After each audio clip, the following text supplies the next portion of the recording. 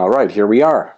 Welcome back, everybody. This is your host, as always, George Anastasopoulos, with the Leadership Fitness Camp today that we're dealing with this particular topic, the examined life worth living. And so let's just jump right into it and talk about what it is we're going to talk about here. I'm wondering how many of you know who this is, the illustration on the top left, right-hand corner of your screen there. If you read Greek, you understand and know who that is, and that is Socrates. Socrates, of course, being a very famous Greek from roughly 2,400 years ago, who was in the business of challenging conventional norms and examining life as a mechanism to move forward. And so he said famously the words that you see underneath this picture, which read, "Anexatisти mia ζωή δεν αξίζει να ζει." And for those of you who don't speak Greek, what that means is a life unexamined isn't worth living. And with that theme, I'd like us to move forward and understand what it is, what we hope to get out of today's fitness camp. And there's a lot of really meaty stuff here. We're going to move very quickly. Objective, to better understand yourself, your leadership style, and how you make the greatest impact. And so let's start off with, as you would typically expect, a variety of messages that you're going to get here. This is your first one, and it deals with comfort and discomfort. And if you would turn to page 17 of your workbook as a reference, the concept of comfort zone, if you look at it as the gray circle on your screen there, that's where we normally hang out. It's almost like, gravity well, which sucks you into the middle of it, right? That's the comfort zone. And we like the comfort zone because it's comfortable. There's not a lot of work to do when we're in the comfort zone, even though there may be a lot of challenges and so forth. We're familiar with it. And so another term for the comfort zone might be the familiar zone. And it's a place where we don't have to necessarily engage our prefrontal cortex, which is an energy hog, but can rely on experience and history and knowledge and comfort and familiarity, which is stuff that consumes less of our energy. So it's a natural human condition to want to be in your comfort zone. However, nothing happens in the comfort zone in terms of real growth and development. It just happens to be comfortable and familiar. The real difference happens in the growth zone, which is the yellow circle that surrounds the comfort zone. And the further away that you find yourself in your growth zone, away from that inner circle, the green, the comfort zone, the more difficult and more challenging and more unsettling it becomes to you. It becomes almost, the closer you get to the extremes, it becomes the panic zone, because there's so much growth and so much change and so much impact. And so finding a sweet spot is an interesting concept to consider within this concept of the comfort zone. You don't have to believe me when I say let go and embrace discomfort. I mean, there's plenty of stuff on the internet and lots of articles and lots of famous people who have said famous things around comfort and discomfort. It takes courage to let go of the familiar, embrace the new. Great things never came from comfort zones, all very true. And if you want to succeed, you got to be okay to just lose control. Really? Isn't that what we were not taught in management school, is we got to be in control, not to lose control? When in fact the opposite is really the truth. So a little counterintuitiveness on the concept of comfort zone. I'm going to ask you to do an exercise now, and to pause your recording that you're listening to and watching here. As you go through this exercise, I want you to hit play again when you're done and ready to move. And here's the exercise.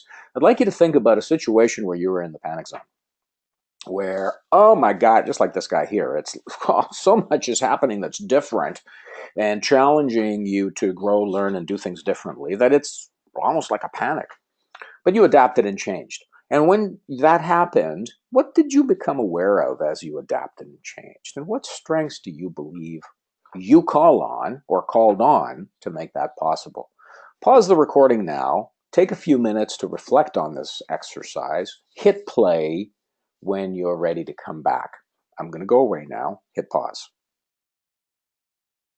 All right, welcome back. I'm hoping that you actually took advantage of the opportunity to go through this exercise in your workbook in terms of what you became aware of and what strengths you called on. This is really valuable, because the more you're able to understand that this is the stuff, the strengths that you can call on to bring to the party to deal with challenges in your growth zone, the more capable you will be of executing against it.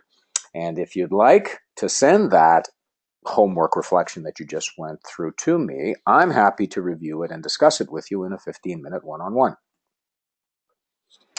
Second key lesson of today, second key message in our camp today is the concept of the engine and the compass. So this is about understanding ourselves. And so each of us have an engine that drives us. And in some cases, our engine is a high-performing, high-revving engine that you might find in a high-performance car or a well-tuned sort of exotic machine. It revs fast, talks fast, walks fast, moves fast, everything moves fast. And when that's the case, we refer to us as outgoing. So when we have that engine inside us that revs fast, talks fast, walks fast, moves fast, does things fast, just like I'm doing now, we refer to ourselves as outgoing. But not everyone has that same engine. Some of us have an engine that's a little more thoughtful, composed, analytical, cautious, and reserved. So all of us have an engine, perhaps leaning more towards outgoing, perhaps leaning more towards reserved. But wait, there's more. We also all have a compass inside us, and this compass points in one of two directions, generally. For example, if you find yourself laying in bed at night, staring at the ceiling, and thinking about your to-do list that you went through today, and tomorrow's to-do list, and you get up to add something to the list that needs doing for tomorrow, then it's a pretty good bet your compass points towards a task orientation. However, if you find yourself in bed staring at the ceiling and you're thinking about how great it was to reconnect with Susan and how terrific that meeting was because you really felt connected with the folks that were there, then it's a pretty good bet that your compass probably leans more towards a people orientation. Page 12 of your workbook, by the way. And so what do we have here? We have a matrix based on the DISC model, and those of you who have gone through your PPA assessments with me or in other cases, this will look familiar to you. And so what do we got? We got this matrix of outgoing and reserved versus task and people. What does that mean? If we look at the top left-hand corner, outgoing, task-oriented personalities have what we call a D personality. That means things like determined, decisive, deliberate, and demanding, a lot of D words. Top right-hand corner, outgoing people, but more of a people orientation. Think I. Interpersonal, interactive, influencing, inspiring. Lots of I words. Okay, outgoing people. How about the bottom right-hand corner? Again, a people orientation, but more reserved this time. S. Service, status quo. Supportive, secure. And so S personalities find themselves in positions where they support and service others. And to round the curve all the way towards a task orientation, but more of a reserved compass, C personality. C for careful, cautious, compliant, calculating. And so based on our engine, outgoing versus reserved, based on our compass, task versus people, we generally have all of these in our personality profile, by the way, and this is not intended to be a labeling exercise. But we lean and have a preponderance of some and much less of another. To build on it, and this is the PPA as I mentioned before, right? So same quadrants, top left-hand corner, dominance, high D. And D's tell, as you can see by the illustration, the guy with the finger. On the top right-hand corner, I, influence, sell. So you can find a lot of people in the selling profession, as an example, have a high I personality because they're generally pretty sales-oriented. They're trying to convince you to do things, and they're interacting effectively with others. D's power, all about, dominance and demanding and determined and deliberate. Lots of senior executives with a high D personality. S, bottom right-hand corner, listen a lot because they're about steady, supportive, service, secure. So they have their bias is to listen more effectively, whereas C's, which is the bottom left-hand corner, reserved and task orientation, much more about compliance, policy, things need to be written down and organized and so forth. Page 12 of your workbook for more information. And here are some words, you may want to pause it here to make note of some of these, that describe the characteristics of personalities in one or either of these quadrants. Most of us generally have a high one of these and another high one of these. In other words, a secondary, not as high as the first. And most of us, as I said, would have, two of these. The other two would generally be below average. So we have a personality bias towards two of these generally, and a not so much to two of the others. And you can see some of the words that best describe you in best understanding you. Okay. And so I'd like you to, by referencing back to the previous slide, if you have your PPA, which is the report, is to, in fact, consider what is your primary DISC behavior. Is it D, I, S, or C? What's the secondary behavior? And then think about your current job role. What strengths serve you best and what behaviors might get in the way. And what I'm going to ask you to do is, if you haven't, is rewind this recording to the prior slide, pause it, and then do this exercise. Hit play when you're ready to come back. All right, welcome back. And I'd like to actually just take a moment and reinforce. If you've done this exercise, especially the third part of it, which considers your current job role, what strengths will serve you best, what behaviors might get in the way. If you've done this as a homework assignment, send it to me, please. Love to chat about it with you. Turn to page 18 of your workbook. I want to talk a little bit about nonlinear theory, which essentially says it's the inequity between energy and or investment in something and the results. Oh my God, that sounds awful. What a large, cumbersome sentence. Well, what does that really mean? What does this really mean? Well, a man takes a walk, and I want to talk about the elephant in just a second. So, man takes a walk, and why is that important? Fella goes out for a walk one day, and he enjoys his walk. And so after enjoying his walk out in the wilds of his neighborhood, he decides he's going to make a practice of it, and he does. So he takes up this behavior of walking regularly. Pretty soon the walk becomes almost a jog. Soon it is a jog. Decides that this feels really good, the fresh air and the energy that he's getting as a consequence of it. So he adopts an exercise regimen.